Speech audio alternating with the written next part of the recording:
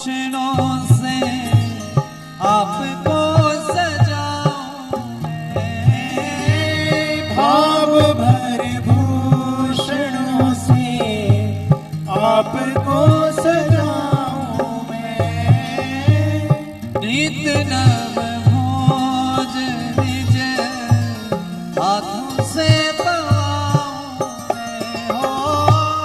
नित नव भोज निज हाथों से पवाऊं मैं। निज नव भोज निज हाथों से पवाऊं। नित नव भोज निज हाथों से पवाऊं मैं। करो जब शयन ताबो तुम्हारे चरण।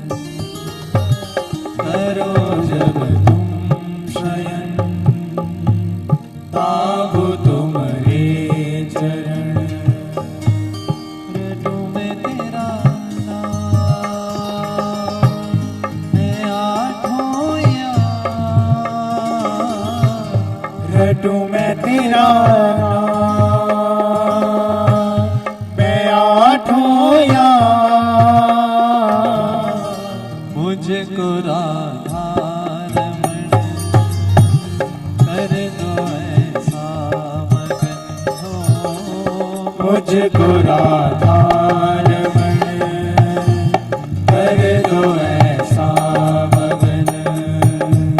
मुझको राधा रमण कर दो ऐसा मगन। रटूं मैं तेरा नाम, मैं आठों याम। रटूं मैं तेरा नाम, मैं आठों याम। मुझको राधा रमण कर दो ऐसा मगन। बोलो मुझको राधा रमण कर दो ऐसा मगन।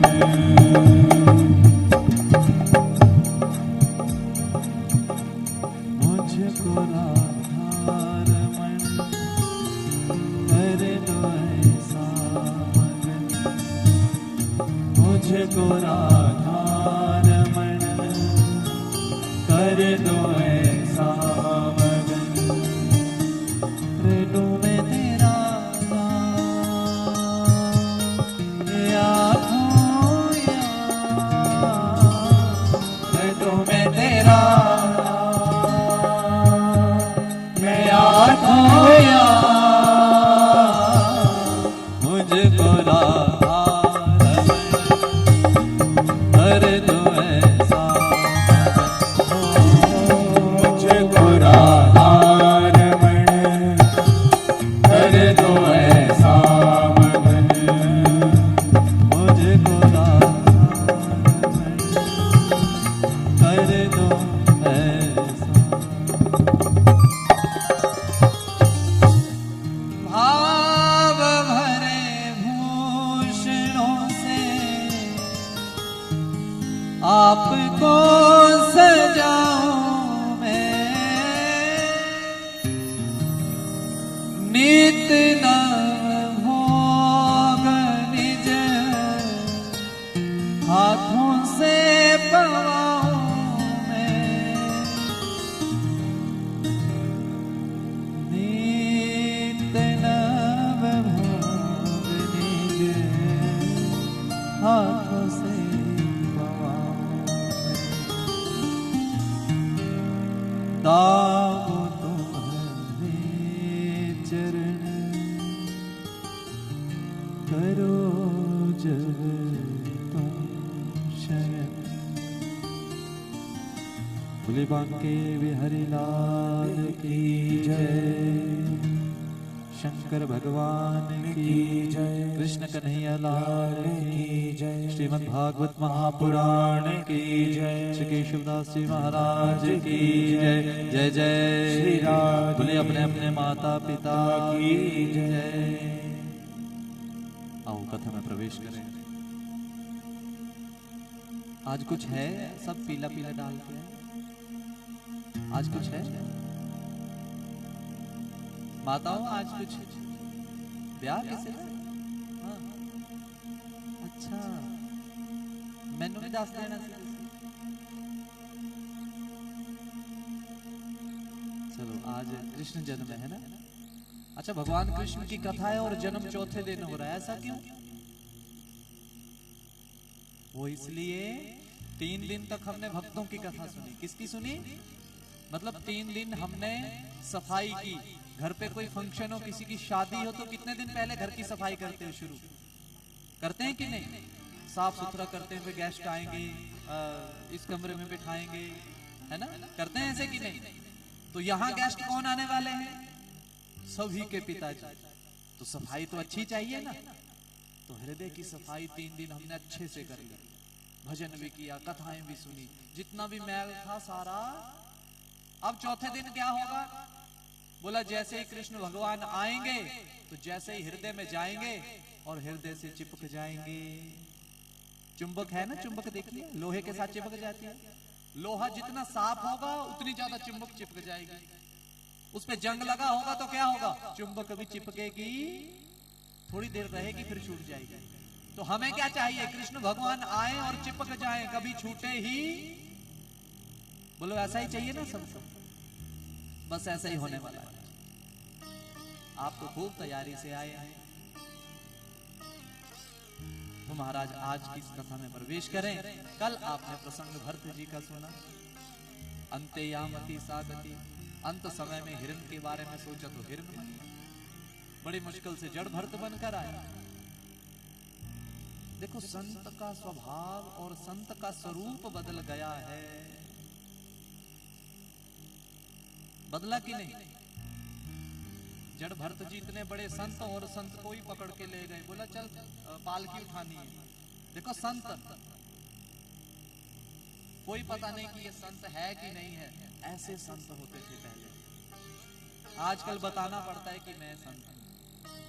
या तो हम उनके कपड़ों से पता लगाएंगे कि इन्होंने भगवा पहना है जी, ये संत है। पहले के समय ऐसा नहीं था। संत कौन होता था? उत्तम भजन होता था जिसके पास। क्या होता था? भजन। इसलिए आप सबको मैं कहता हूं कि सुमिरन करो। क्या करो? अच्छा, जप के लिए नहीं कहूंगा आपको, क्योंकि जप करना होगा तो बैठना पड़ेगा। माला जपनी होगी तो आपको बैठ के जपनी पड़ेगी। और सुमिरन करना होगा तो चलते चलते रोटी बनाते भी कर सकते हैं आप। इसमें भी बड़ा फर्क है, थोड़ा ध्यान देना। मंत्र जपना होगा तो आपको एक स्थान पर बैठना पड़ेगा। सुमिरन करना है, राम राम राम राम राम राम बोलो तो चलते चलते भी बोल सकते हैं। बोल सकते हैं कि नहीं? माताएं भोजन बना रही हैं, पर आजकल रिवाज मुक गया है। हाँ, रामचरितमानस कहता है कि जब मैया कौशल्या भोजन बनाया करते थे तो इतनी बड़ी रानी होने के बाद भी भोजन स्वयं बनाती थी। भोजन अपने बच्चों को अपने हाथ से भोजन दिया करते थे। और भोजन बनाने के बड़े नियम हैं। सिर्फ बता रहा हूं आपको, ऐसे मत सोचना कि अब हमें करने ही है। बता रहा, अगर हो सके तो हमें करने चाहिए। भोजन बनाने के नियम कैसे हैं? बोला भोजन बना रहे हो तो वहां पर शोर अत्यधिक ना हो। और जो भोजन बना रहा है मंत्र जाप कर ले, राम राम जप ले। क्या जप ले? राधे राधे बोल, जय माता दी बोल। पुरानिक माताएं हमारी राम राम बोलती थी। क्या बोलती थी? राम राम। आजकल अगर सब्जी बनानी हो तो क्या होता है? लो जी, टमाटर है ही नहीं तो मैं सब्जी कितना बनानी। मतलब कि टमाटर के बगैर सब्जी बनेगी ही नहीं। ऐसा है? पहले क्या लगता था? जीरा ही लगता था। ऐसा ही था। जीरे का तड़का लगने के बाद भी भोजन स्वाद था कि नहीं? क्यों था? क्योंकि क्या बोलते थे मुख से? राम राम। और एक और नियम, माताएं जब सब्जी बनाती हैं, बोला जब तक सब्जी बन ना जाए तो रसोई घर में ही बैठना पड़ेगा। और आजकल कुकर चढ़ाया ते चल पई है, जेड़ा एपिसोड रहिंदा वो देख के आना। आलूआं दी ना हो गई हुंदी उबल उबल के, वो भी कहंदे कि हुण बंद करो। तो ये नियम नहीं है, भोजन छोड़कर नहीं जाना है आपने जब तक बन ना जाए। हम सब्जी चढ़ा देते हैं, सब्जी जल गई होती है, वो जली सब्जी हम बच्चों को खिला देते हैं, फिर बच्चों के संस्कार कैसे होंगे? समझो ना, अपना अन्न शुद्ध हो जाएगा तो मन शुद्ध हो जाएगा। जैसा अन्न वैसा मन। मंथरा का मन बदल गया। कैसे बदला? भगवान स्वयं कहते हैं कि राम जी राजा बनने वाले हैं। बोला बड़ी खुशी की बात है, राजा बनने वाले हैं। पर बोला राम को राजा बनाने थोड़ी भेजा है हमने। कितने सारे दुष्ट हैं जिनका संहार करना है, और कितने सारे ऐसे लोग हैं जिनका कल्याण होना चाहिए। तो रामायण क्या होगी? एक राम जी हुए, बड़े हुए, राजा बन गए, रामायण तो खत्म हो गई।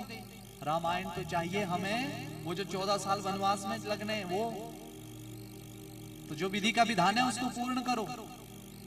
अब अयोध्या में जाओ और किसी की बुद्धि पलट दो, राम राजा ना बने। बोला महाराज अब एक रात में किसकी बुद्धि पलटे? बोला कोई तो होगा। बोला कोई नहीं है। सरस्वती मैया जब गई ढूंढने तो कोई नहीं। दूसरी बार दोबारा गई तो एक मिली। कौन? कौन? मंथरा। कौन? तो सब हैरान रह गए। देवता बोला मंथरा, इसकी बुद्धि कैसे पलट गई? अभी तो आपने कहा कि अयोध्या में कोई झूठ नहीं बोलता, अयोध्या में सब सत्यवादी हैं, सबका अन्न शुद्ध है, व्रत रखते हैं, एकादशी रखते हैं, पूर्णमासी रखते हैं, जन्माष्टमी रखते हैं, सब कुछ तो करते हैं। पर फिर महाराज कैसे? तो असली बात जब पता लगी, बोला मंथरा ने आज तक अयोध्या का पानी भी नहीं पिया है। पानी तो दूर की बात है, अन्न तो दूर की बात है, बोला पानी भी नहीं पिया। तो बोला वो खाती पीती क्या थी? बोला जिस राज्य से कैकेयी मैया का विवाह हुआ था, उसी राज्य से रोज उसको भोजन आया करता था, उसी राज्य से रोज उसको भोजन आया करता था। क्या समझे आप? कैकेयी की दासी थी वो, पाल पोस कर बड़ा किया था कैकेयी को। तो पिता ने पुत्री के साथ भेज दी शादी के बाद। किसकी सेवा करना, इसे कोई कष्ट हुआ तो हमें बताना। पर आज भी हमारे यहाँ रिवाज है, पिता माता भाई बहन पुत्री के घर जाएं तो वहां का अन्न भी ग्रहण। बोलो माताओं, गलत बोल रहा हूं कि सही? खाते हैं आजकल, आजकल खा रहे हैं। पर आजकल खाने के बाद भी क्या देकर आते हैं? क्या देके आते हैं? पैसे देके आते हैं। ऐसा करते हैं कि नहीं? देखो संस्कार आज भी हैं हमारे, वो उस समय से चले आ रहे हैं। कैकेयी के पिता ने कहा कि मंथरा, बेटी के घर का अन्न जल नहीं खाना है तूने। तो इसलिए मंथरा को उसी राज्य से भोजन आता था, उसने अयोध्या का जल भी नहीं पिया था, इसलिए उसकी बुद्धि घुमा दी सरस्वती मैया ने। लगी फिर भरने उसके कान। बोला तेरा बेटा बनना चाहिए राजा। और यहां राजा कौन बना दिया? राम। कैकेयी मैया तो प्रसन्न हुई, लेकिन उसने ऐसी ऐसी बातें की महाराज, ऐसी ऐसी बातें की कि 2 वचन मांग लिए। आप सबने बाकी कथा सुनी। तो यहां प्रधानता किसकी थी? अन्न की। किसकी थी? तो जैसा अन्न वैसा मन। बोलो राधे राधे।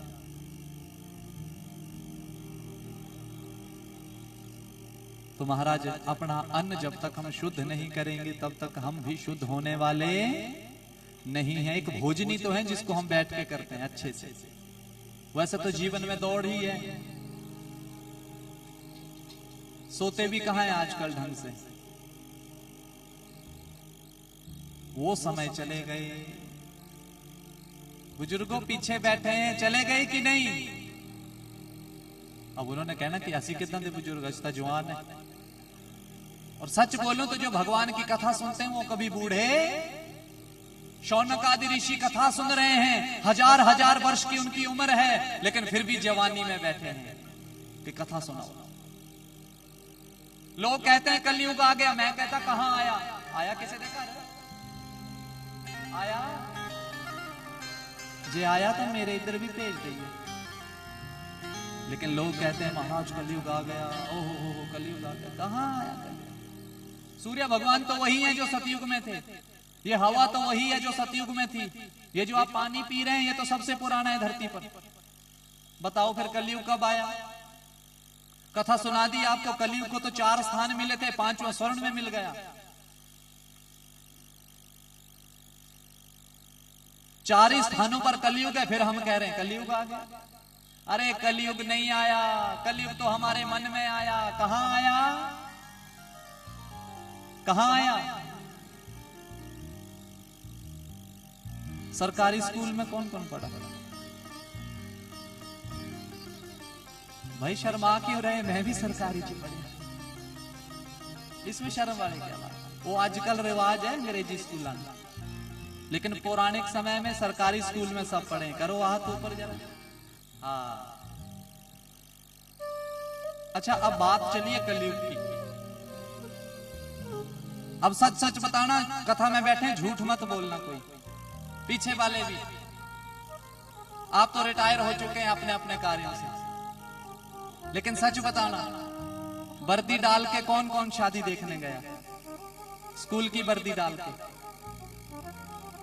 मेला देखने जाना जाते थे कि नहीं? मतलब एक स्कूल की वर्दी हमारे लिए ऐसा होता था कि एक पेंट कोट है जैसे, होता था कि नहीं होता था? अगर स्कूल को जाते जाते जूता फट जाए, उसको यदि सिलाई लग जाए तो ऐसे लगता था कि एडिडास डाल लिया है हमने। बोलो मन में खुशी होती थी कि नहीं? प्रेस उस समय होती नहीं थी, तो प्रेस करने के लिए क्या किया करते थे? वर्दी को तय लगाते थे और अपने सोते समय कहां रखते थे? रखते थे कि नहीं? खुशी थी मन में कि नहीं? बोलो। आज प्रेस भी है घर पे, प्रेस वाला भी आता है, पर फिर भी मन में तसल्ली। तो फिर बोलो कलयुग कहां आया? मन में आया कि नहीं आया? माताओं के पास 10-10 सूट अलमारियों में पड़े हैं, पर 11वीं की इच्छा फिर होती है कि इस बार नवा लेना है। 10 पड़े हैं, फिर भी 11वीं की इच्छा है। फिर बोलते हैं कलयुग आ गया। कहां आया कलयुग? हमारे मन में कलयुग आया। कलयुग कहां आ गया? उसकी हिम्मत है कि आ सके वो? जब उसको स्थान ही 4 मिल गए हैं, फिर वो कैसे आ सकता है? कलयुग हमने लाया है महाराज, एक दूसरे को देख देख करके उसने ये किया है तो हम भी करेंगे। तो ऐसा मत करो, अपनी सामर्थ्य के अनुसार कार्य को करो। हर चीज का नियम है, उस नियम को अपनाओ, उस कार्य को करो। भक्ति करेंगे तभी ज्ञान की प्राप्ति होगी। ज्ञान होगा तो वैराग्य आएगा, वैराग्य आएगा तो त्याग भी होगा। लेकिन आज हम पहले त्याग करते हैं, उसके बाद ज्ञान वैराग्य की बातें करते हैं। सबसे पहले भक्ति क्या है? सबसे पहले भक्ति। भागवत जी यही तो है, भ से भक्ति, ग से ज्ञान, व से वैराग्य, त से त्याग। यही तो भागवत है। पहली सीढ़ी भक्ति की है। भक्त बनो पहले।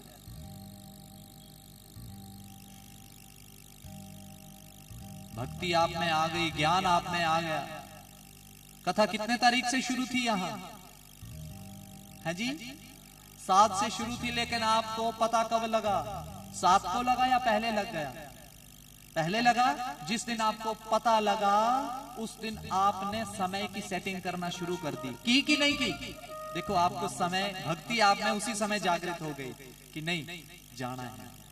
नहीं हमने जाना। आपने क्या किया? 10 बजे तक अपने सारे कार्य समाप्त कर दिए, जो कि आपके कार्य 12 बजे तक समाप्त होते थे। अब आपने वो 2 घंटा पहले करना, तो आप में क्या जाग गई? भक्ति जाग गई। जब भक्ति जाग गई तो ज्ञान स्वयं आ जाएगा। ज्ञान क्या आया आप में? आपको पता है कि हमने ऐसे कपड़े डाल के जाना है, कथा में जा रहे हैं, शादी में नहीं जा रहे हैं। कथा में जा रहे हैं तो वैसे वस्त्र डाले आपने, तिलक किया, भगवान नाम का सुमिरन किया और सड़क में चलते चलते भी राम राम बोलते गए। रास्ते में कोई मिला तो उसको भी क्या किया, राधे राधे राम राम किया कि नहीं किया। ये ज्ञान हो गया। जब यहाँ बैठे तो वैराग्य कैसे आया। 3 घंटे आप अपने बिस्तर पर बैठना घर पे जरा, उन 3 घंटों में 2 घंटे तो आपके हाथ में क्या होगा, मोबाइल होगा। क्या होगा, या तो इधर उधर की बातें होंगी। लेकिन 3 घंटे जब आप यहां बैठ रहे हैं तो मोबाइल भी आपको छोड़ना पड़ेगा।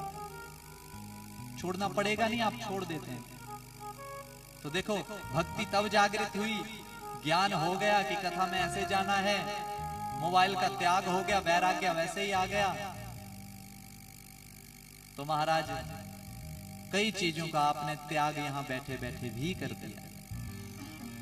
बुराइयों का त्याग कर दिया, जो किसी के बारे में निंदा चुगली करनी थी वो हमने छोड़ दी। तो देखो कितने बड़े त्याग हो गए। तो भागवत हमें इतना कुछ दे रही है, इसका मतलब कि हमारा कल्याण निश्चित है। बोले बांके बिहारी लाल की। कल सबने प्रसंग सुना महाराज जड़ भरत जी का। जड़ भरत जी कथा सुना रहे रघुगण को अजामिल की। और कथा क्या है, बोला महाराज जीवन में जिसने भगवान का नाम गलती से भी ले लिया उसका भी बेड़ा भव से, बोलो राधे राधे। बोला कैसे महाराज, ऐसी कोई कथा है। बोला सुनो। परीक्षित जी बड़े ध्यान से सुनने लगे कि गलती से भी कोई भगवान का नाम ले ले उसका भी बेड़ा पार है। सोचो कोई जानबूझ कर ले ले तो फिर बोलो राम राम। अब देखो बोल ही नहीं रहे हैं, जोर से बोलो राम राम। अच्छा सोच रहे हैं बेड़ा पार ना हो जाए, बोलो राधे राधे। तो कथा सुनाने लगा। बोला महाराज मनुष्य जो जीवन है, मन वाणी शरीर से पाप करता है। मन वाणी शरीर से पाप करता है। लेकिन ये जो जीवन है ना, इसको समझना है। ऐसे मत करना कि आज आपने कोई गलत कार्य किया है तो आप कहेंगे कि किसी ने नहीं देखा, देखने वाले ने देख लिया इसलिए गलत कार्य नहीं करना चाहिए। गलत काम कभी भी नहीं करना चाहिए। आपका किया हुआ कर्म आप तक अवश्य पहुंचेगा। ये प्रकृति है, प्रकृति में जो कुछ फेंकेंगे वही प्रकृति आपको वापस देगी। जैसा बीज बोएंगे वैसा ही आपको फल मिलने वाला है। बोलो राधे राधे।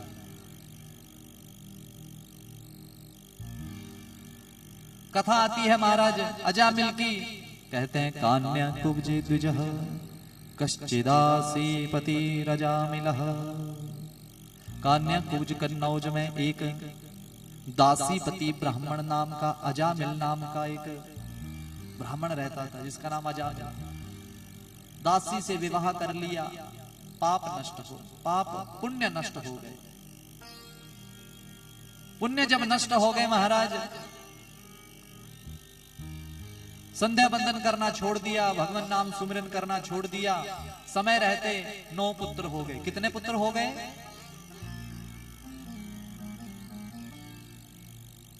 संध्या बंदन इत्यादि जब छोड़ दिया, 9 पुत्र हो गए। तो 10वें पुत्र के लिए भी पत्नी गर्भवती हो गई।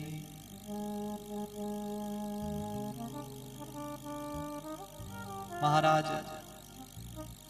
10 महीने जब 9 महीने पूर्ण हुए, प्रसव होने की बारी आई तो कुटिया के बाहर बैठा है। वहां से संतों की एक टोली गुजरी। संतों ने बोला अरे अजामिल बड़ा चिंतित है, क्या हुआ? बोला महाराज कुछ नहीं, 9 पुत्र पहले से हैं, अब पता नहीं 10वां अंदर होने वाला है, पुत्र है या पुत्री कोई पता नहीं। बोला तुझे खुशी नहीं? बोला 9 पहले से है, मुझे क्या खुशी, अब लड़का हुआ चाहे। अच्छा क्या नाम रखें बच्चों के? अब आजकल नाम भी हमारे कैसे होते हैं, बच्चे को उस नाम से कोई बोलता ही नहीं है। दादी ने तो अपना ही नाम रखा होता है, दादी ने तो, नानी के घर जाओ तो नानी ने अपना रखा होता है, गांव में बच्चों ने अपना रखा होता है। वो बच्चा भी सोचता है कि मेरा असली नाम है क्या। बोलो राधे राधे। संतों ने कहा, बोला चलो हम भी यहीं पर बैठे हैं, देखते हैं तेरे कन्या होती है या पुत्र होता है। इतने में अंदर रोने की आवाज आ गई। एक दासी दौड़ी दौड़ी आई, बोला अजामिल जी 10वां भी पुत्र हुआ है, 10वां भी। तो वहां बैठे संत थे, उनके मुंह से निकल गया हा नारायण आ गया। क्या आ गया? बोला महाराज 10वां भी पुत्र आया है, क्या नाम रखें? तो संतों के मुंह से निकला था नारायण। बोला इस 10वें बेटे का नाम क्या रख लो?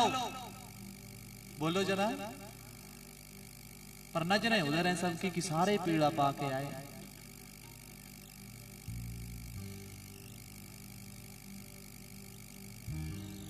देख लो, मैं भी देख लो, सारे ही देख लो।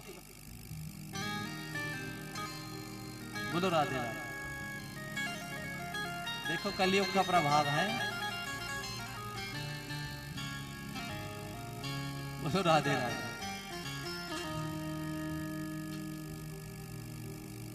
तो क्या नाम रखा बेटे का? ले भूल गए। हाँ नारायण। क्या नाम रखा?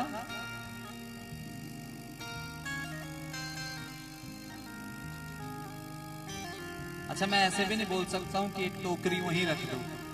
जो वहां टोकरी रखवाई तो बंदर आके ले जाएंगे टोकरी, है ना। तो आपको थोड़ा सा ध्यान इधर देना पड़ेगा, नहीं तो मैं भी भूल जाना। मैं भी बड़ी मुश्किल नाल याद किया हूं। हाँ फिर आप बोलेंगे तो मैं भी भूल जाऊंगा। वो पेज नंबर भी मैंने चेता नहीं। तो ये जो लड़ी होती है ना, टूट गई तो फिर बस कनेक्शन टूट जाता है ना, सिग्नल, वो नहीं टूटना चाहिए। इसलिए आपकी नजरें इधर ही होनी चाहिए। बाद में आपको बिल्कुल समय दूंगा बात करने का, हाल चाल पूछ लियो सारे। बोलो राधे राधे। अच्छा कई ऐसे होते जिन्होंने जगह भी रखी होती है कि वो नहीं बहना ही, पीछे से इशारा कर देते हैं कि आ जाए, मैं रखी। बस फिर जब इकट्ठे हो जाना ना, फिर कथा भावें 6 घंटे चले, उन्होंने पूरा आनंद लेना। बोलो राधे राधे।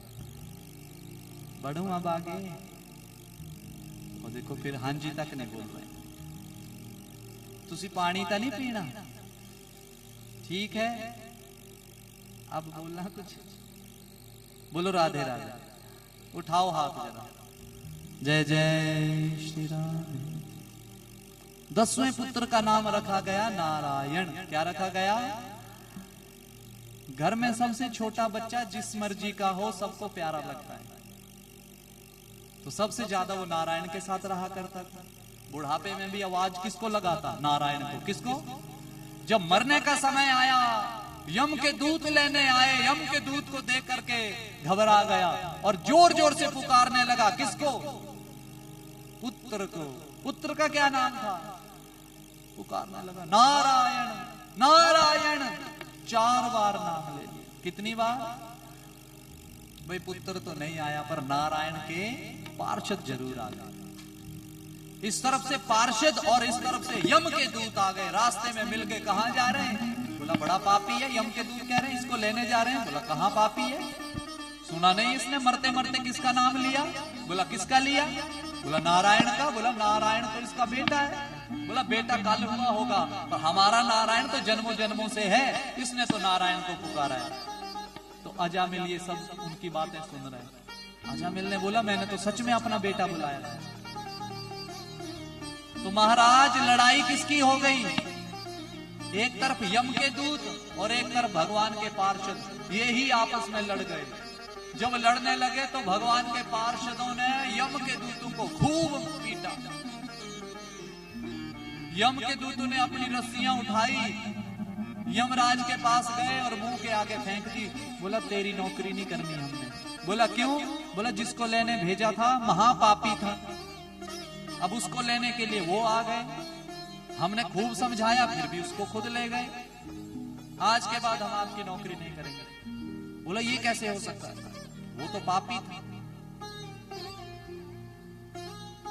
सारी बात का पता किया तो यमराज को पता लगा कि मरते मरते उसने किसका नाम पुकारा था, जोर से बोलो। यमराज ने बोला नाम किसका पुकारा था, एक यम का दूत कहता है नारायण। तो यमराज कहता है बेटा धीरे बोल यहां पर। बोला क्यों, बोला ये जो बांध के रखे हैं यदि इनके कान में भी नारायण शब्द चला गया तो इनका भी उद्धार। बोला अच्छा महाराज इतनी शक्ति है इस नाम में। बोला आज के बाद याद रखना, कभी भी किसी को लेने जाना हो, महापापी को लेने जाना, अगर गलती से भी किसी ने नारायण उच्चारण किया हो उसको लेने भी मत जाना। बोला अच्छा महाराज इतनी शक्ति है इस नाम में। बोला हाँ। बोला आप पूछते थे ना कि मैं किसका नाम जपता हूं, तो मैं भी इसी नाम को जपता हूं, यमराज कह रहे हैं। इसलिए महाराज जड़ भरत जी रहुगण को ये कथा सुना रहे हैं। बोले जीवन में गलती से भी यदि भगवान नाम संकीर्तन हो जाए, भगवान का नाम उच्चारण हो जाए तो भव से पेड़ा पार हो जाए। ऐसी महाराज उन्होंने अजामिल की कथा सुनाई, बड़ा प्रसन्न हुआ रहुगण। रहुगण ने प्रणाम किया महाराज। बोला महाराज कुछ और भी सुनाओ। और क्या सुनना है? बोला मरने के बाद भी कोई क्रिया है? बोला बहुत सारी क्रियाएं हैं। आदमी मर जाए तो उसका संस्कार किया जाता है। कौन सा संस्कार कब किया जाए, किस शरीर को जल में बहाया जाए, किस शरीर को दफनाया जाए। लेकिन हमारी संस्कृति में शरीर को जलाया जाता है। क्या किया जाता है? ध्यान देना, ये बात बड़ी पते की है और सुनने की है। ये कथा बड़ी सुंदर है। नरकों का वर्णन कर रहे हैं यहाँ, नरकों के बारे में बताने लगे। 84 लाख योनियां हैं, उन 84 लाख योनियों में 84 लाख ही नरक हैं। 27 से 28 नरकों का वर्णन किया गरुड़ पुराण में।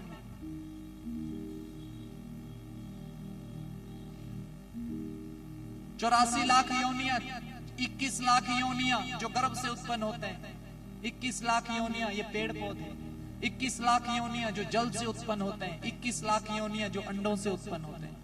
ये 4 राशियों को मिलाकर कितने हो गए? 21 को 4 से गुना करो, कितना हो गया? 84। तो ये 84 लाख योनियां। उसके बाद ये मानव देह मिलती है। अगर इसमें भी हम पाप कर्म करेंगे तो फिर क्या फायदा? तो महाराज बोला नरकों का वर्णन भी है। तो बोला महाराज कोई मर जाए तो उसका क्या करते हैं? अंगुष्ठ मात्र आत्मा तो निकल गई, फिर शरीर तो बोला गिर गया। फिर साइंटिफिक विधियां तो बहुत हैं जो साइंस हमें ही फॉलो कर रही है, लेकिन हम एक बात समझने की कोशिश करें। मरने के बाद हम घर पे क्रिया करते हैं या नहीं करते हैं? बोलो जरा माताओं। हाँ जी की आवाज आए आपकी। हैं जी? हाँ। किसी की मृत्यु होगी तो उस शरीर को हम क्या करते हैं? क्या करते हैं? जला देते हैं। अब ये चीज याद रखनी है। अच्छा, शरीर हमारा जो बना है कितने तत्वों से बना है? कितने? एक पृथ्वी, जल, तेज, वायु, आकाश। सबको पता है? तालियां बजाओ अपने लिए। आप सबको पता है भाई, बहुत अच्छी बात। शरीर जल गया, किसने जलाया? बोलो किसने? अग्नि ने। शरीर राख हो गया। राख किसमें मिल गई? मिट्टी में। किसमें? अग्नि ने जलाया, राख किसमें मिल गई? धुआं वायु में चला गया, वायु आकाश में चली गई। और अस्थियां कहां? तो कितने तत्वों से हमारा शरीर बना? तो कितने तत्वों में मिल गया? मिल गया। अब क्रिया क्यों करें घर पे? साइंस कह रही है फॉर्म सिस्टम, साइंस कहती है फॉर्म सिस्टम, और हम कह रहे हैं आत्मा। हम आत्मा कहते थे, वो मानते नहीं थे, अब वो मानने लगे हैं। लेकिन अब मानकर भी वो कहते हैं फॉर्म सिस्टम। पर अब वो भी मान गए, बोला आत्मा है। जिस घर में जिसकी मृत्यु हुई होती है वो आत्मा वहीं पर, जब तक दशगात्र विधि ना हो जाए, वहीं पर वास करती है। 10 दिन के भीतर तक हम कहां जाते हैं? कहां जाते हैं? जब 10वां दिन होता है तो कहां जाते हैं? जोर से बोलो। हरिद्वार। कहां? 10 दिन के भीतर ही जाते हैं। बोलो। दशगात्र विधि करने हरिद्वार चले गए। हरिद्वार के बाद पिहोबा चले गए। कहां चले गए? जब पिहोबा चले गए तो पिहोबा जाने के बाद वहां पर विधि की हमने। वहां पर विधि जो की हमने, देखो 16 पिंड तो हो गए जब तक 10 दिन नहीं हुए। जब तक 10 दिन नहीं हुए कितने? और 16 पिंड हमने किए जाकर के पिहोबा जाकर। 16 दुने कितने? 32 पिंड हो गए। अब 16 रह गए। ध्यान देना, ये विधि कितनी अच्छी है जो हमें समझनी पड़ेगी। महाराज दशगात्र विधि के लिए हम हरिद्वार गए, वहां पर पिंड छेदन किया, 3 पीढ़ियों का नाम लिया, और जब पिंड छेदन हो गया, 3 पीढ़ियों का नाम हो गया, उस प्रेत रूपी आत्मा को जब पितरों में मिला दिया तो वही प्रेत रूप में जो था वो पितरों में सम्मिलित हो गया। किस में सम्मिलित हो गया? और उसके बाद हम घर आते हैं, एक क्रिया ऐसी करती है कि ब्राह्मणों को भोजन करते हैं। क्या करवाते हैं? करवाते हैं कि नहीं? कितने ब्राह्मणों को? कितने? जोर से बोलो। अरे शर्मा क्यों नहीं? जितनों को कराते हैं बोलो। 16? हाँ, तो शर्मा क्यों रहे? बोलो, जोर से बोलो। कितने? हाँ, अब इसको भी समझना। 16 पिंड दिए जाते हैं। कितने? 48 पिंड होते हैं सारे। मलिन षोडशी, मध्यम षोडशी और उत्तम षोडशी, ये 3 षोडशी हैं। ये गरुड़ पुराण समझा रहे हैं। तो 16 ब्राह्मण किस लिए? बोला 12 तो हो गए महीने। 12 हो गए कितने महीने? 13वां महीना जो मलमास। 14वां ब्राह्मण जिसको शय्यादान हुआ, विष्णु स्वरूप। 15वां ब्राह्मण त्रैमासिक। 16वां ब्राह्मण षडमासिक। इसलिए हम पहले ही उनको करवा देते हैं। उसके बाद 1 साल जब पूर्ण होता है तो क्या करते हैं? क्या बोलते हैं आपके यहां? क्या बात? अब लग गया पता? ये क्रिया बड़ी जरूरी है। ये क्रिया नहीं करेंगे तो कष्ट हमें ही मिलेगा। पहले दिन की कथा यही बता रही है। धुंधुकारी की क्रिया नहीं हुई तो क्या बन गया? प्रेत बन गया। और दुखी किसको करने लगा? जो उनकी गोत्र में थे, जिन जिन के पास वो रहता था। ध्यान देना आप सब। क्रिया होनी चाहिए। अगर बोला पुत्र नहीं है तो कौन करे क्रिया? बोला 4 भाई हैं, 4 भाइयों में अगर एक भाई का भी पुत्र है तो सब पुत्र वाले वो कर दे। वो भी ना करे तो कौन करे? बोला गांव में कोई कर दे। गांव वाला ना करे कोई तो बोला कोई सामाजिक संस्था बनी है वो कर दे। वो भी ना करे तो बोला कुल का पुरोहित कर दे। कुल का पुरोहित भी ना हो तो अंतिम में लिखा कि क्रिया होनी चाहिए, चाहे उसको कोई राजा ही क्यों ना कर दे, क्रिया होनी चाहिए। तो इसलिए जीवन में जो करना है अपने हाथ से कर दो। क्या कर दो? अपने हाथ से ही कर दो। ये शरीर है, पिंड ही है, इस शरीर का दान किसको कर दो? भगवान को कर दो कि भगवान हम तो कुछ भी नहीं है, तू जैसे नचा रहा है हम नाच रहे हैं, हम तो कुछ भी नहीं है। जीते जी जो करना है कर लो। मरने के बाद क्या पता कि हमारा शय्यादान हुआ है कि नहीं हुआ है। लग रहा है आपको कि आने वाले समय में होगा? मुझे तो कन्फर्म है कि मेरा तो औखा ही है। ऊर्जा जी मेरा तो औखा ही है जी, बहुत मुश्किल है। इसलिए जीवन में रहते रहते अपने हाथ से ही शय्यादान भी कर लो। यहाँ तो बड़ा अच्छा रिवाज है, पूर्णमासी होती है तो उसमें कई दान करते हैं, शैया दान करते हैं कि नहीं? कोई व्रत का उमोक करना हो तो शैया दान करते हैं, बड़ी अच्छी बात है। अपने हाथ से जीते जी कर दो, मरने के बाद किसने देखा कि हमारी अस्थियां हरिद्वार पहुंची भी कि नहीं? वो बच्चिया ने पिकनिक मनाने जाना, कहना इत्थे पानी हैगा सिट्टो, किने जाना हरिद्वार, बाढ़ ना आ जाए। आने वाला समय ऐसा ही है, किसी के पास समय नहीं होगा। लोगों को बोले ना कोई चलो कथा सुनने चले, किथे इत्थे तो जहर खाने को टाइम है नहीं, यहां तो जहर खाने को भी समय नहीं है, तो कथा कहां सुननी?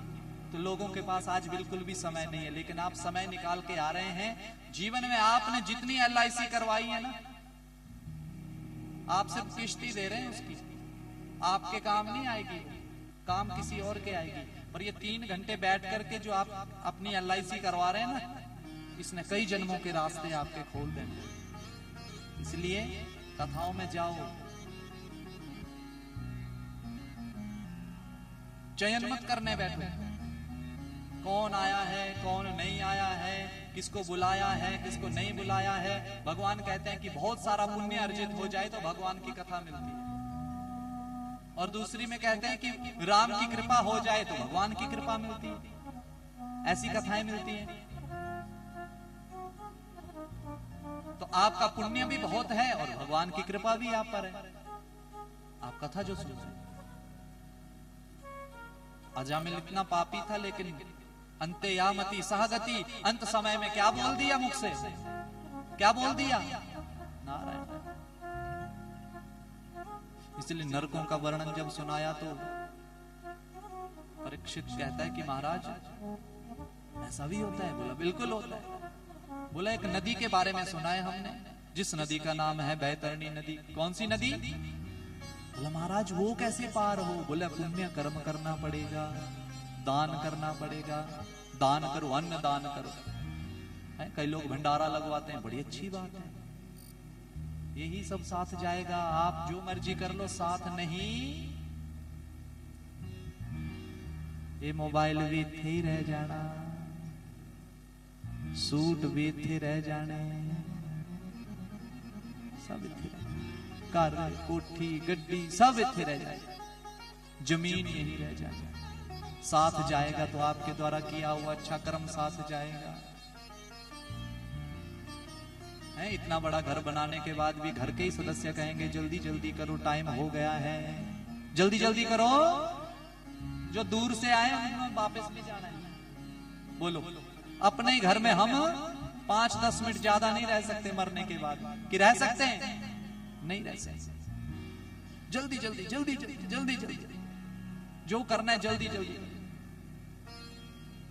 तो फिर जीवन में क्या कर रहे हैं? इसलिए अच्छे कर्म होने चाहिए। गरुड़ पुराण में बड़ी सुंदर एक कथा है जो आप तक पहुंचाने की कोशिश करूंगा। शाहूकार की कथा आती है। शाहूकार ने जीवन में कभी दान नहीं किया। धर्मपत्नी ने बहुत कहा लेकिन दान नहीं किया। धर्मपत्नी बड़ी परेशान हो गई। महाराज इतनी परेशानी होने के बाद भी एक बार पंडित जी के पास गई।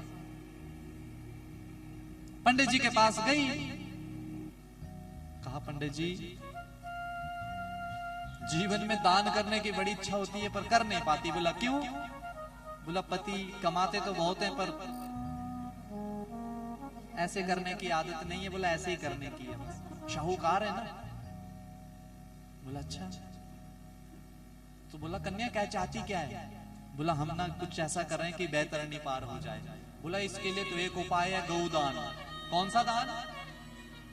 बोला महाराज वो कहाँ गौदान कर देंगे, कोई छोटा सा उपाय बताओ। बोला छोटा उपाय करना है तो गौदान नहीं कर सकते हैं तो एक सोने की गाय बना लो। बोला महाराज वो ऐसे गाय नहीं करेगा, सोने की कहां करेगा। बोला देख करनी तो पड़ेगी, या स्वर्ण रूपी गौ करो दान या असली वाली गौ करो दान। बोला उपाय? उपाय तो मैं बताता हूं। सामर्थ्य है? बोला तेरा। देखो दान सामर्थ्य अनुसार करना है, ये सुन लो पहले। ये नहीं भाई आज जाके इकट्ठा कर लिया सोना ते गौ बनाने चल पे, फिर अगली जिम्मेवारी मेरी नहीं। तो महाराज बोला सामर्थ्य है स्वर्ण? बोला बिल्कुल है सामर्थ्य। तो माताओं ने जो हर महीने पॉकेट मनी मिलती है ना, उसमें से माताएं हमारी ऐसी हैं जो बचा के रखती हैं हमेशा। और कई माताएं यहां भी ऐसी बैठी हैं जिन्होंने पैसे कहीं रखे हैं पर अभी याद उनको बिल्कुल नहीं, बिल्कुल याद नहीं है। नोटबंदी हुई, एक पति ने बोला अंदर हैं तो नहीं पैसे, ले बोला इधर जहर खाने को पैसे नहीं है, पैसे पैसे हो रही है। पर जैसे ही नोटबंदी हुई बोला इतने पैसे निकले कि पूरा भारत जहर खा सकता था। बोला अब ये कहां से निकले? तो माताओं का स्वभाव है बचत करनी है। पति ने कहा कि 1500 का सूट ले ले, माता 700 का सूट लेगी और 800 रुपया बचा लेगी। ये स्वभाव है माताओं का, इसलिए आप घर की लक्ष्मियां हैं। क्या है? तो माता ने कुछ धन बचाया था तो सोने की एक गाय बनवा ली छोटी सी। बोला महाराज जी दान कैसे करेंगे? पूजा तो सामने सामने होगी। बोले एक काम करना, आटा गूंद के ना बाहर से आटा लगा देना और पति को कहना कि कौन सी गाय है? आटे की गाय है, और संकल्प में मैं स्वर्ण धीरे से बोल दूंगा। देखो स्कीम बड़ी अच्छी लगाई पत्नी ने। इसीलिए आप धर्म पत्नी हैं जो अपने पति को धर्म के रास्ते पर ले जाएं। पति जब कमाई करने जाता है तो बोलते बोलते कहीं झूठ भी बोलना पड़ता है। कई बार हो जाता है कि ऊपर नीचे 5-10 मिनट लेट हो गए, जल्दी आ गए, कोई शब्द झूठ बोल दिया। तो जो वो कमाई करके लाते हैं जब आपके पास दिया करते हैं तो आप कुछ प्रतिशत धार्मिक कार्यों में लगाती हैं, तो वो सारी कमाई धर्म की हो जाती है। इसलिए आप धर्म पत्नी हैं, पति को धर्म के रास्ते पर लाने वाले। तो महाराज गौ तो तैयार हो गई, पति को बोला महाराज पूजन करना है। बोला कोई पूजन नहीं करना है। बोला महाराज गाय तो दान करनी है। बोला इतनी महंगी गाय? अरे बोला महाराज 100 ग्राम आटा लगेगा। अच्छा बोला ये भी रोज ही बोलती है, कर जो लेते हैं, चलो करो। बोला तो बैठ गए पूजन करने। तो सोने की गाय के ऊपर आटा लगा दिया, गाय दान कर दी। समय बीता, मृत्यु हुई दोनों। तो जब बैतरणी की बारी आई शाहूकार की, हाँ जी बोला किया कुछ दान पुण्य कर्म? बोला जी कुछ भी नहीं किया। तो बोला चल अब गोते लगाने के लिए तैयार हो जा। बोला महाराज एक गाय की है दान। बोला कौन सी? बोला आटे वाली। बोला आटे वाली नहीं चलेगी यहाँ। बोला अच्छा। तो जैसे ही 2 डुबकियां लगी ना तो लगा हाय राम करने, हाय राम ऐसा करने लगा और बोलने लगा कि मेरे पास इतना धन था कि मैं करोड़ों गाय दान कर सकता था, लेकिन मैंने कुछ भी नहीं किया। हाय राम क्या करूं, इतनी बड़ी ये बैतरणी नदी कैसे पार होगी? इतने में पत्नी महाराज गौ रूपी स्वर्ण वाली एक नाव लेकर के पास आई, हाथ पकड़ा और पति को खींच लिया। पति ने देखा तो रोने लगा। अरे बोला तू कैसे, और ये नाव कहां से आई? बोला महाराज दान किया था ना हमने। बोला वो तो आटे की गाय थी। बोला महाराज आटे के अंदर स्वर्ण था, आटे के अंदर। जोर जोर से रोने लगा कि धन्य है तू जिसने मुझसे छिप करके इतना पुण्य कर्म कर लिया। मुझे भी सतबुद्धि आती, मुझे भी पता लगता तो मैं ऐसी तो कई गाय दान कर देता। बोला कोई नहीं महाराज हमने जो किया था अच्छा है, अब हम बैतरणी इससे पार कर सकते हैं। इसका कहने का भाव ये हुआ कि जीवन में आप अपनी सामर्थ्य अनुसार अवश्य दान करें, सामर्थ्य के अनुसार। ये नहीं भाई देखा दिखाई में मैंने ये भी कर देना वो भी कर देना, नहीं, जितनी आपकी सामर्थ्य है उस सामर्थ्य के अनुसार। भंडारे में कुछ दान नहीं कर सकते तो नमक ही दान कर दो। नमक तो हर सब्जी में पड़ेगा ना, तो वो भी लग जाएगा आपका। बड़ा अच्छा प्रसंग सुनाया महाराजा जामिल का, नरकों के बारे में बताया। अब आगे की कथा कहने लगे महाराज। अब आगे कथा आई महाराज, दक्ष के पुत्रों का वर्णन हुआ। दक्ष के महाराज 10,000 पुत्र ऐसे हुए जिनको नारद जी ने 1 मिनट में सन्यासी बना दिया। गृहस्थ बनने से पहले ही नारद जी ने उपदेश कर दिया। उपदेश क्या किया? ऐसा उपदेश किया, बोला जीवन में आए हैं मर जाएंगे, अच्छा कर्म करो। कहां गृहस्थ बनोगे? गृहस्थी बन जाएंगे तो कहां बीवी, फिर बीवी के काम करो, फिर बच्चे हो जाएंगे उनका पालन पोषण करो, उनका विवाह करो, फिर उनके बच्चों को देखो, कौन से चक्रों में पड़ रहे हैं। तो 10 के 10,000 बच्चों को ऐसा उपदेश दिया कि 10 के 10,000 बच्चे सन्यासी बन गए। दक्ष को आया क्रोध, नारद जी को दे दिया शाप कि नारद जी आप 10 मिनट से ज्यादा कहीं टिक नहीं सकते, इसलिए नारद जी 24 घंटे चले ही रहते हैं। और मुख से क्या बोलते हैं? क्या बोलते हैं?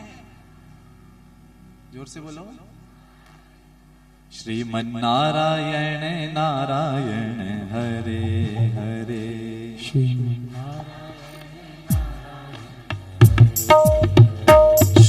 नारायण हरे हरे।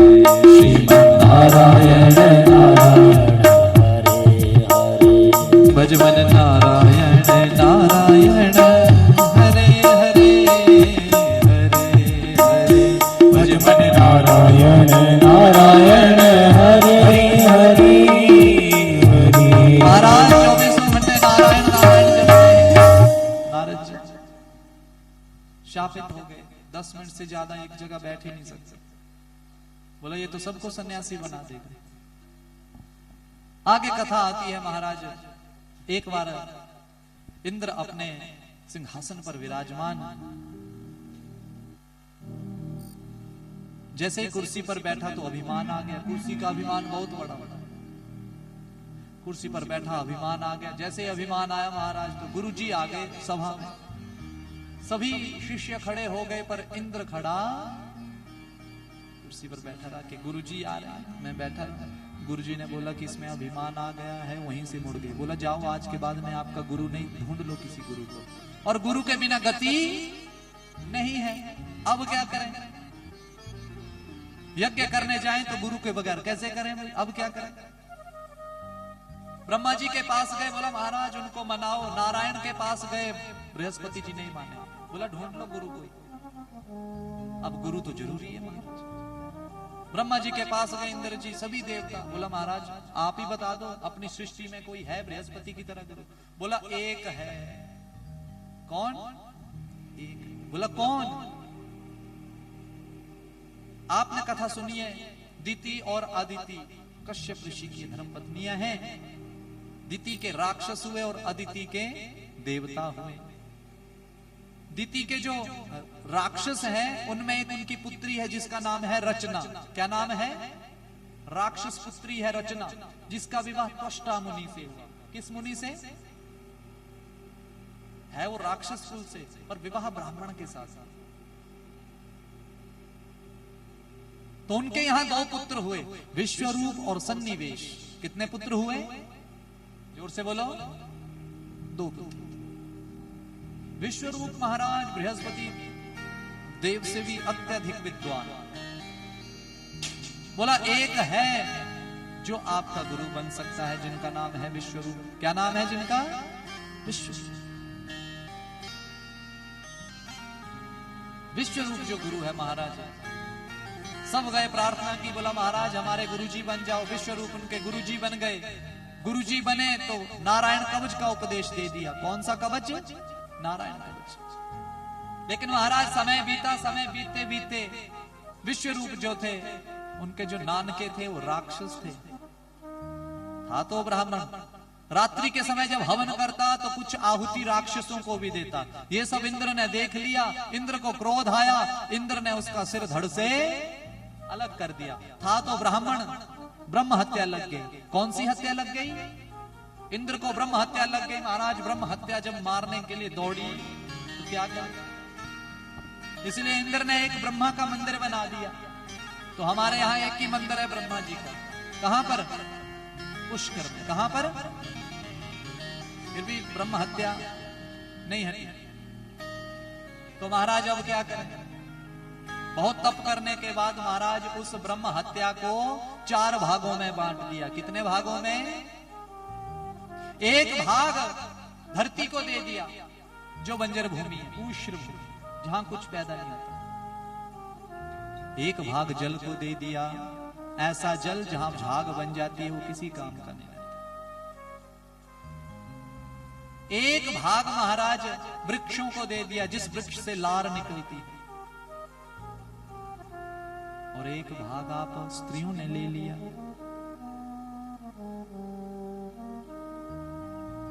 ये 4 भागों में जब बांट दिया महाराज, तो उसकी ब्रह्म हत्या शांत हुई। तो देखो इंद्र को बचाने में आपका कितना बड़ा हाथ है, आपका कितना बड़ा हाथ है। बोलो राधे राधे। समय बीता महाराज, त्वष्टा ऋषि को पता लगा कि इंद्र ने मेरे पुत्र को मार दिया है। जब ऐसा पता लगा महाराज कि पुत्र को मार दिया है तो क्रोधित हो गया, यज्ञ करने लगा। बोला यज्ञ में उसकी आहुति दे दूंगा, मार दूंगा उसको। इंद्र को मारने के लिए यज्ञ करने लगा महाराज, पर यज्ञ में आहुति डालते डालते मंत्रोच्चारण में कुछ ऐसी त्रुटि हुई कि उसी यज्ञ कुंड से एक राक्षस उत्पन्न हो गया जिसका नाम था वृत्रासुर। क्या नाम था? वृत्रासुर नाम का राक्षस उत्पन्न हो गया। वृत्रासुर नाम का राक्षस आया, बोला महाराज आज्ञा। बोला आज्ञा कुछ नहीं, बस इंद्र को खत्म करो, मार दो। युद्ध हुआ महाराज, सभी देवताओं को स्वर्ग से भगा दिया। वृत्रासुर स्वर्ग पे राज्य करने लगा महाराज। देवता बड़े परेशान, विष्णु भगवान के पास गए। बोला इस वृत्रासुर को कैसे मारे? बोला एक ही उपाय इसको मारने का। बोला क्या? बोला एक दधीचि ऋषि हैं जो तप कर रहे हैं, जिन्होंने तप के कारण अपनी शरीर को बिल्कुल सुखा दिया है। उनकी रीढ़ की हड्डी का यदि वज्र बन जाए तो ये वृत्रासुर नाम का राक्षस मारा जा सकता है। सारे देवता चले गए दधीचि ऋषि के पास, प्रणाम किया। बोला महाराज सारी बात बताई। जीवित इंसान को यदि कोई कह दे कि आपकी हड्डियां चाहिए तो उसको कैसा लगेगा? पत्नी साथ में बैठी थी। बोला शर्म करो, ये ऋषि अभी जीवित है। दधीचि ऋषि कहते हैं आपको भेजा किसने? बोला नारायण ने। नारायण बोला स्वयं नहीं आए? बोला नहीं महाराज भेजा उन्होंने। संत सोचते हैं कि हमारी वजह से किसी का कल्याण हो जाए, इसलिए महाराज उन्होंने स्वीकार कर लिया कि बोला ठीक है महाराज। अपने शरीर का त्याग किया, उनकी रीढ़ की हड्डी का जो है वज्र बना, उस वज्र से वृत्रासुर के साथ युद्ध किया। वृत्रासुर ने वज्र के समेत ही इंद्र को अंदर कर लिया पेट में। 1 साल तक इंद्र वृत्रासुर के पेट में रहे। मरा इसलिए नहीं क्योंकि गुरुजी ने नारायण कवच का उपदेश किया था। नारायण कवच ने बचा लिया और 1 साल जब पेट में रहा इंद्र तो उस वज्र से उसका पेट फाड़ता रहा। 1 साल के बाद बाहर निकला वृत्रासुर का देह शांत। परीक्षित बड़ा प्रसन्न हुआ महाराज। बोला महाराज फिर जो दधीचि ऋषि थे उन्होंने शरीर त्याग दिया? बोला बिल्कुल त्याग दिया, लेकिन उनकी जो धर्म पत्नी थी 3 महीने का उनका बच्चा था। कितने महीने का? बच्चे को पीपल के वृक्ष के नीचे रख करके स्वयं भी पति के साथ मृत हो गई, शरीर को त्याग दिया। कितने महीने का बच्चा? कहां छोड़ा? बच्चे को भूख लगती तो रोता, जब रोता तो पीपल के वृक्ष के नीचे जब बच्चा सोया हुआ था हवा चलती तो पीपल के देखे होंगे ना छोटे छोटे फल लगते हैं, वो फल गिरते और बच्चे के मुंह में चले जाते, तो बच्चा उन्हीं फलों को खा लेता। उनको खा लेता तो भूख शांत हो जाती। ऐसे करते करते बच्चा बड़ा होने लगा। बच्चा दिन भर खेलता फिर वहीं आ जाता रात को। बच्चा 5 साल का हो गया। कितने साल का? नारद जी एक दिन नारायण नारायण करते आए, बच्चे को देखा इतना तेज बच्चे में। अरे कौन हूं महाराज? बच्चे ने पूछा महाराज मैं कौन हूं, मुझे स्वयं पता नहीं, आप बता दो कि मैं कौन हूं। नारद जी ने बच्चे के सिर पे हाथ रखा, आंख बंद की, ध्यान लगाया तो सारी बात बताई। अरे बोला आप तो दधीचि ऋषि के पुत्र हो। बोला महाराज मेरी अवस्था कैसे हुई, क्या कारण रहा होगा? सारी बात बताई। बोला देवताओं ने आपके पिताजी की हड्डियां मांगी वज्र बनाने के। ये देवता बोला बड़े स्वार्थी, अपना स्वार्थ सिद्ध करने के लिए क्या क्या कर लेते हैं। लेकिन सबसे पहले तो एक ही बात पूछी महाराज उस बालक ने कि जब मेरे पिताजी की मृत्यु हुई तो कौन सी दशा चली थी? बोला शनि की महादशा। किसकी? शनि। दूसरा बोला जब माता की मृत्यु हुई तो? बोला शनि की महादशा। बोला जब मुझे पीपल के नीचे छोड़ा तो मेरी दशा? बोला आपकी भी शनि की महादशा। बोला सबसे पहले शनि को खत्म करो। किसको खत्म करो? लगे यज्ञ करने। छोटा सा ब्राह्मण ऐसा यज्ञ करने लगा कि बोला आहुति ऐसी डाल दूंगा कि देवताओं को ही स्वाहा कर दूंगा। सबसे पहले तो शनि को ही स्वाहा करूंगा, जिसकी वजह से ये सब मुझे झेलना पड़ता। देख लो ब्राह्मणों के मंत्रों में इतनी सामर्थ्य है। दैवाधीनम जगत सर्वम, ये सारा जगत देवताओं के अधीन है। ते देवता मंत्राधीनश्च, और वही देवता मंत्रों के अधीन है। और ते मंत्राः ब्राह्मणाधीनश्च, और वही मंत्र ब्राह्मणों के अधीन है। तस्मात् ब्राह्मण देवता, इसलिए हम ब्राह्मण को प्रणाम करते हैं। क्या करते हैं? ब्राह्मण ही है सब। ब्राह्मण और अग्नि, माताएं जब घर पे भोजन बना लेती हैं तो भोजन बनने के बाद रोटी का टुकड़ा तोड़ के कहां डालती हैं? बोलो, डालती नहीं होगी।